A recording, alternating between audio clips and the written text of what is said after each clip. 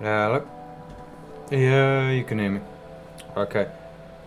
Basically, in this video, I got really inspired to make this video for some reason. I don't know why. But basically, I want to talk to you about the two modes of functioning of the mind. Because, you know, the mind has got like two modes. One is the sort of like the active mind that goes and does things. In other words, you're in the active mind right now. And the other mind is I call a passive mind, which is the mind that sort of sits around and recovers energy. So it's like the opposite process. So so you're in the passive mind when you're asleep, or in that sort of mode of functioning. You're gathering energy, and when you're doing stuff like writing music, running around, you're spending energy in the active mind. Now, however, the thing I'll talk to you about is there's like a difference in oneness that they look. Because, see, the active mind sees oneness of itself. So you're just one human being, and that's the oneness it considers. So it like looks at like, so the active mind, I wrote it down. The active mind looks at oneness of itself and gathers food for the combined collective that is itself alone.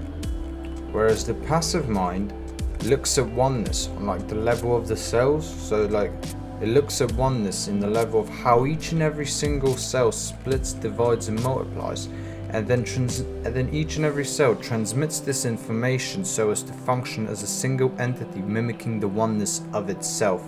One. See, that they look at oneness differently, or they use two different functions. That's the way I think of it. And basically, the one thing that like I realized was the like that active mind where you spend energy, that information of how to function with that oneness, that definition or feeling, is stored within the masculine sperm cell. Because you know, sperm cells don't actually have like DNA like two strands. They have a single one, and that single one contains like the definition or feeling of oneness from the active mind's perspective. And whereas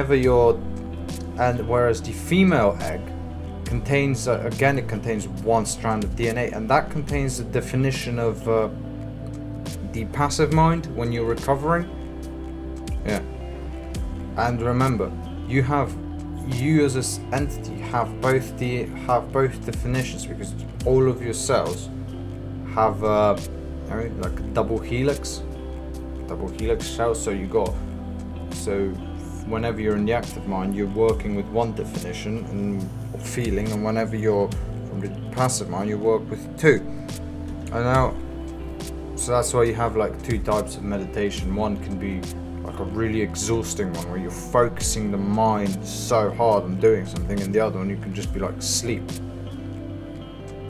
Yeah, and the thing that I got really inspired to tell you is that after I had these realizations this weekend, I had a thought injected. Like, you know what a thought injection is? Thought injection is you're just sort of sitting there and just this thought just goes out of nowhere, just literally just no relation to anything you're thinking, just pops in your head.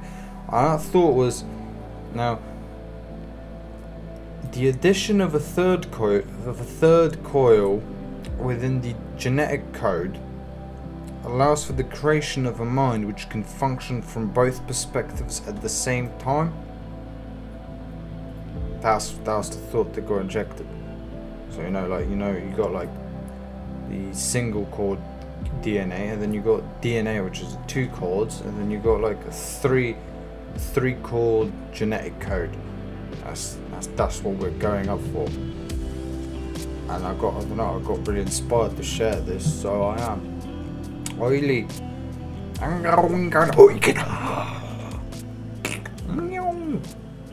gonna stop this.